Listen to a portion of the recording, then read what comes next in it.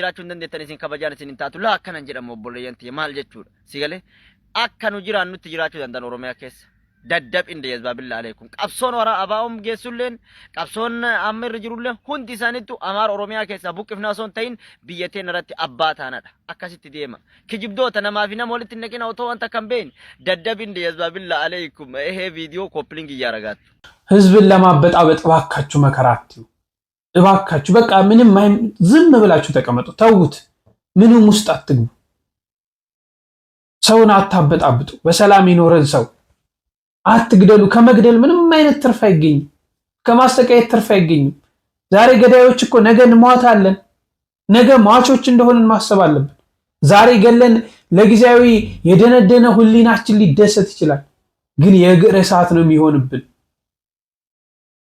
ሰውን መግደል በአርያውና በአምሳሉ የፈጠረን ሰው መግደል እኔ እኮ የሚገርመኝ ሰዎች እንዳይኖሩ እያደረገን እኛ ግን መኖርን እንፈልጋለን ለመኖር እንጓጓለን እኛ ለመኖር ሰዎች እንዳይኖሩ እናደርጋለን ማለት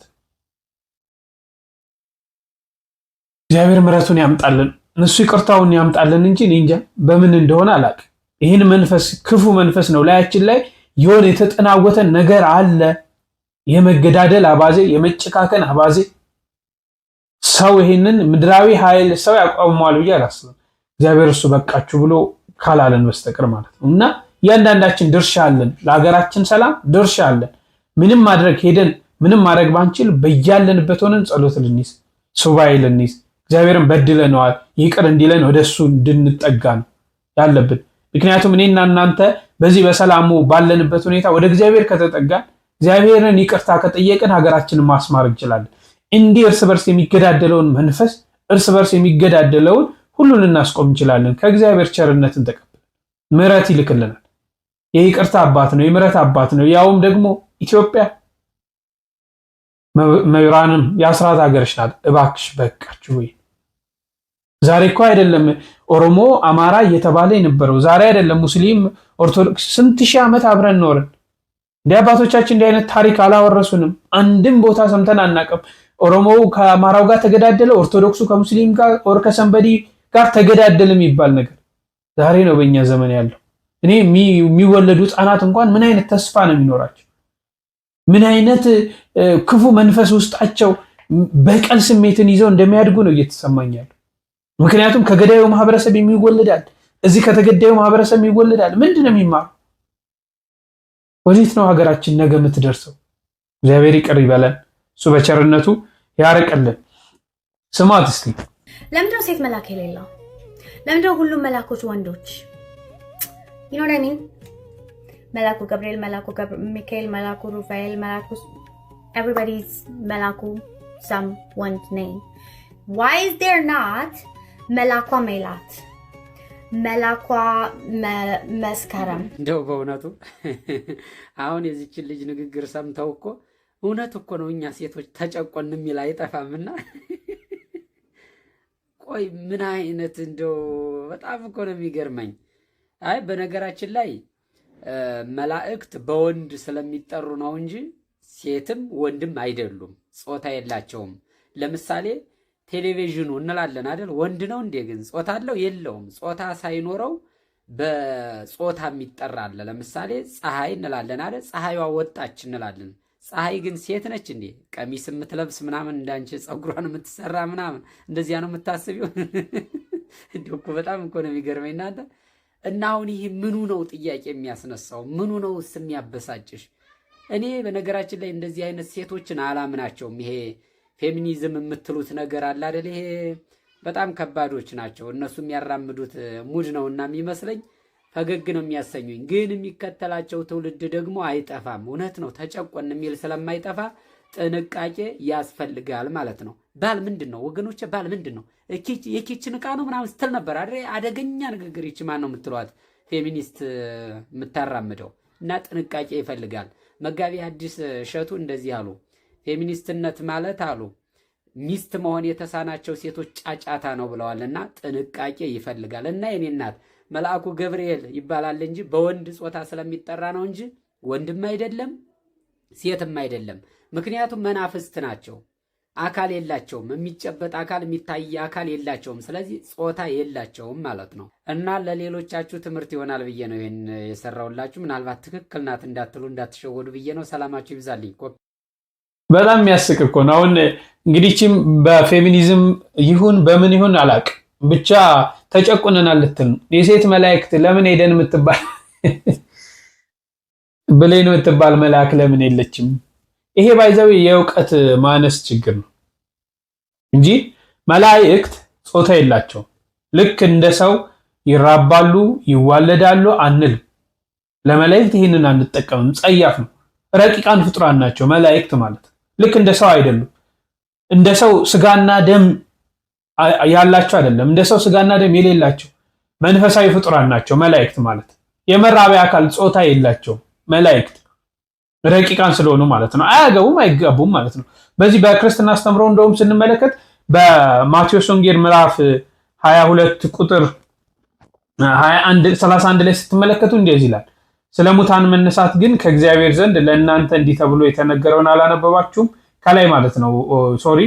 ከላይ ስንመጣ ሙታን በሚነሱበት ጊዜ ሙታን በ30 ላይ ማለት ነው። እኔ 31 ላይ ወርጄ ነው 30 ላይ ሙታንስ በሚነሱበት ጊዜ በሰማያት እንደ እግዚአብሔር መላእክት ሆነው ይኖራሉ እንጂ አያገቡም አይጋቡም። አያችሁ አይደል? ሙታን በሚነሱበት ጊዜ እንዴት ነው የሚኖሩት? እንደ ሰማያውያን መላእክት። አሁን ሰማያውያን መላእክት ምን አይሉም ማለት ነው? አያገቡም አይጋቡም ማለት ነው። ስለዚህ የመራቢያ አካል የላቸውም ማለት ነው። በወንድ አንቀጽ ይጠራሉ መላእክት። ለምንድን ነው በወንድ ወደ ምድር ሲላኩ አብዛኛው ጊዜ በወንድ አምሳል ይገለጣሉ? ለምሳሌ ቅዱስ ሚካኤል፣ ቅዱስ ገብርኤል ወደ ምድር ሲላኩ በወንድ አምሳል ሊገለጡ ይችላሉ። በወንድ አንቀጽም ይጠራሉ። ይሄ ምንድነው ስንል ጾታን ሳይሆን ተግባራቸውን፣ ግርማና ኃይላቸውን ለመግለጽ የምንጠቀምበት ዘይቤ ነው እንጂ መላእክት አንቺ እንደምትዩ ወንድ ሆነው አይደለም፣ ወንድም ሴትም አይደሉም። መላእክት ጾታ የላቸው። ልክ ፀሐዩ እንላለን፣ በወንድም እንጠራለን፣ በሴትም እንጠራለን። እንጨቱ የተለያዩ ነገሮች እናነሳለን። ዞሮ ጾታ የላቸውም እና ይሄ እንዲህ አይነት አስተሳሰቦችን ብንተው ተጨቆንን የሚሉ ነገሮችን ለማንሳት እንደው ሃይማኖት ምን ያህል ጠል ነው የሚሉ ነገሮችን ለማንሳት ባትሄዱ መልካም ነው ብዬ አስባለሁ።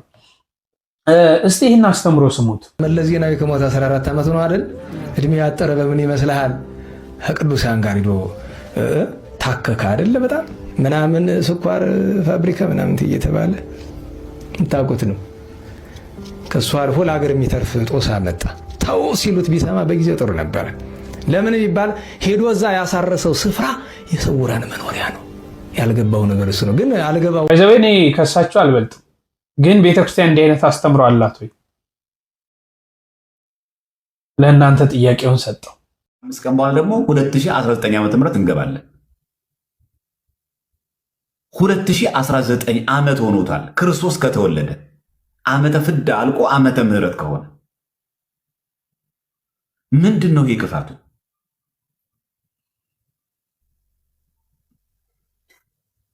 ይሄ መውሊድ በዓልን የከለከለው ትናንት ተከበረ። ዓመተ ምህረት ስለሆነ መውሊድ በዓል ትናንትና ስለተከበረ የሙስሊምና እምነት ተከታዮች ምንድን ነው የከለከለው? እኔ እዚህ ተሰብሳቢዎች ውስጥ ኦርቶዶክሳውያን የላችሁም ወይ? ዝም ብላችሁ ነው እጅ ያወጣችሁት? እንዴት ሰው ሎጂካል አይሆንም?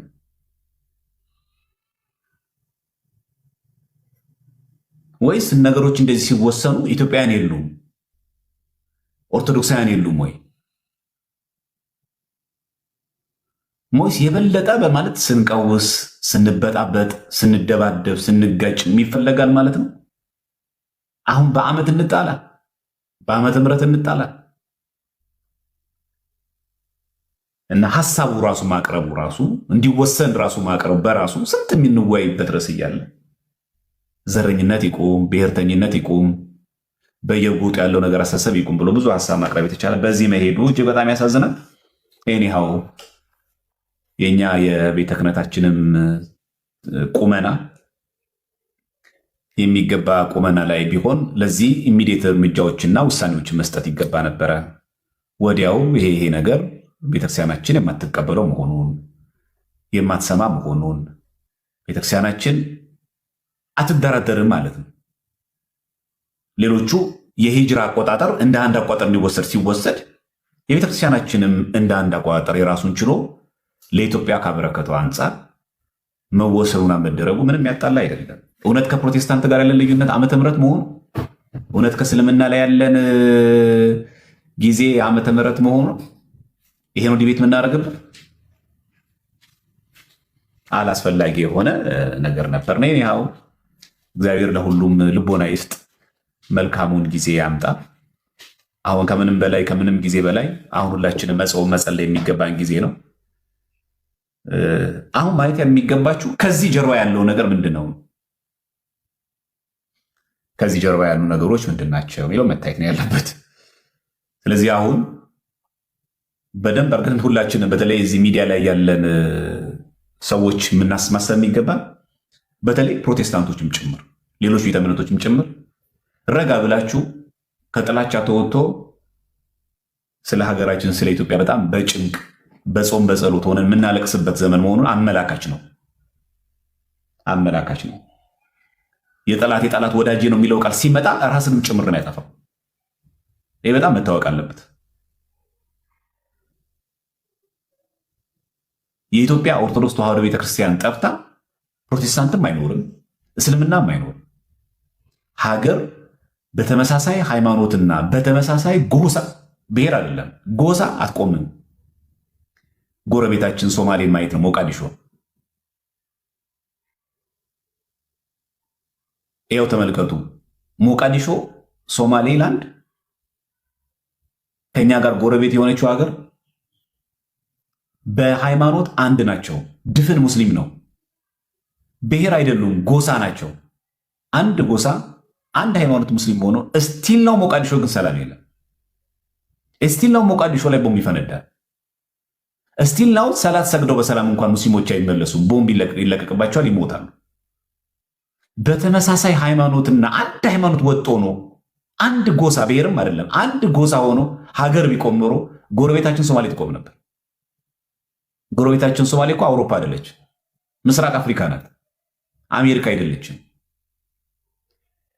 ስለዚህ ተበጥረን ብቻችንን በመኖር ደረጃ የምናስተካክለውና የሚመጣ ድህነት ያለ መስሎን ከሆነ የብዙ በተለይ የጠላት ወዳጅ ነው በሚል የሚመከረው ምክር አንዱ ይሄ ነው። ሌላው በዚህ በኩል ያለው ፌሚኒዝም ነው። ከሰሞኑ የተነሱት ጉዳዮች ከመተላአንኩ አነሳን ጉዳሬ እኔ ከፍ ብዬ ከተሰቀልኩ በኋላ እናንተንም እኔ ወዳለሁበት እስባችኋለሁ ብሎ ነበረ። እሱ አረገ። ካረገ በኋላ እናቱን እንደ ምህረት ገመድ በእናትነት ሰጥቶን ሄደ። ገመድ ውስጥ ያለን ሰው ገመድ ልከን ወደ ላይ እንደምንስበው እናቱን የቃል ኪዳን መሳቢያ የምህረት ገመድ አድርጎ ሰጠን። ድርሳነ ኪዳነ ምህረትም የሚገልጸው ይህንን ነው። ኦ ሀብለ ምህረት እንተ ብኪ ይስሕብ እግዚአብሔር ኩሎ ዓለም ሀቤሁ፣ ዓለምን ሁሉ እግዚአብሔር ወደ ራሱ የሚስብብሽ የምህረት ሰንሰለትና ገመድ አንቺ ነሽ ይላል። ድንግል ማርያም የቃል ኪዳን መሰላል የድህነት መዳረሻ ናት።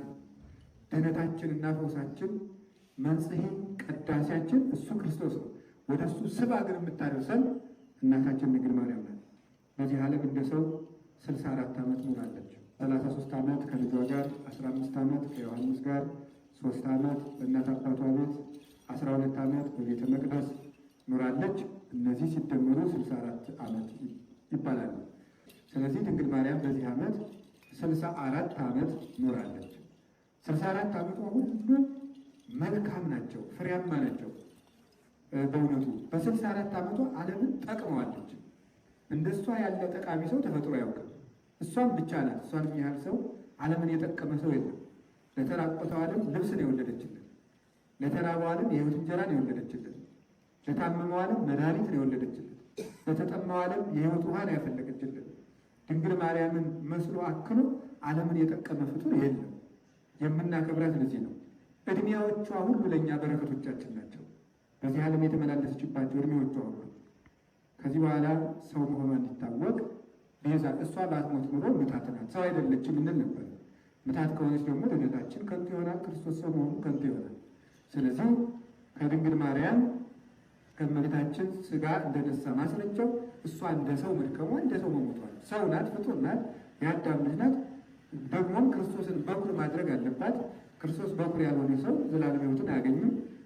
ከአዳም በኋላ ላለው ፍጥረት በሙሉ የሰው ልጅ በሙሉ በኩሩ ክርስቶስ ስለሆነ ክርስቶስን ሞትን ስለቀመሰ እሷም ምንም እንኳን የኃጢአት ደመወዝ ሞት ነው እንዳለ ቅዱስ ጳውሎስ ሮሜ ምዕራፍ 6 ቁጥር 4 ላይ ኃጢአት ስላልሰራች የሞት ደመወዝ ባይገባትም ሰው ናትና እንደ ሰው ሁሉ ሞትን ቀመሰች። ከዚያ በኋላ ነፍሷ ከስጋዋ ተለይቶ ከጥር እስከ ነሐሴ ድረስ በገነት ስጋዋ እንዲቆይ እግዚአብሔር አድርጓል።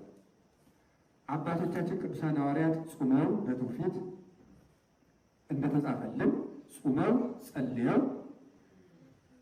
እመቤታችን ስጋዋን እንዴት ሆነ ብለው ሲጨርሱ ስጋዋን ነሐሴ 14 ቀን አምጥቶ ሰጥቷቸው ገንዘው ቀብረው ነሐሴ 16 ቀን ድንግል ማርያም ተነስታለች። ይህንን ቅዱሳን ሐዋርያት በወንጌል አይጻፉት እንጂ የእነሱ ደቀ መዛሙርት የሆኑት ግን ጽፈውታል። ቅዱስ ዲዮናስዮስ ዘአርዮስፋጎስ ድንግል ማርያም ስትገነዝ በዓይኑ ያየ ነው። ይህ ማለት የቅዱስ ጳውሎስ ደቀ መዝሙር ነው። ቅዱስ ኤቮዲዮስ የተባለ የቅዱስ ጴጥሮስ ደቀ መዝሙር፣ አብሮኮሮስ ቅዱስ የተባለ የቅዱስ ዮሐንስ ደቀ መዝሙር፣ እነዚህ ሁሉ አብረው ነበሩ። ቅዱሳን ሐዋርያት ሁሉን ነገር በወንጌል አልጻፉልንም። እንኳን የድንግል ማርያምን ዕረፍት ጌታችን ያደረገውንም ሁሉንም አልጻፈልንም። በዮሐንስ ወንጌል ምዕራፍ 21 ላይ እንደምታነቡት ጌታ ያደረገው ነገር ብዙ ነው። ጌታ ያደረገው ነገር ሁሉ ቢጻፍስ የሚያግኖሮ ተጥቀ ዓለም ለመጻሕፍት ይሁን። ክርስቶስ የሰራው ስራ ሁሉ ጨርሶ ቢጻፍ ዓለም ሁሉ መጻፍ ቢሆን ባልቻለው ነበር። ለድነት የሚሆናችሁ ጥቂቱ ተጽፎላችኋል እንጂ እንደተባለ ጌታ ያደረገው እንኳን ሁሉ አልተጻፈም። ወንድማችን ዲያቆን ዘማርያም እንግዲህ ሰፋ አድርጎ አንስቷል። በተለይ ስለ ዓመተ ምሕረት አሁን ሰሞኑን በምክር ኮሚሽን ሰምታችኋል። ዓመተ ምሕረት የሚለው ቀርቶ እንደ ኢትዮጵያን አቆጣጠር እንዲባል የሚሉ ነገሮች ተነስተዋል። ወንድማችን ያነሳቸው ነገሮች አሉ። እንግዲህ ክርስቶስ ከተወለደ በኋላ የምሕረት ዘመን፣ የይቅርታ ዘመን፣ የምሕረት ዘመን ስለሆነልን ዓመተ ምሕረት እያልን እንጠራለን። ይሄ እስልምናውንም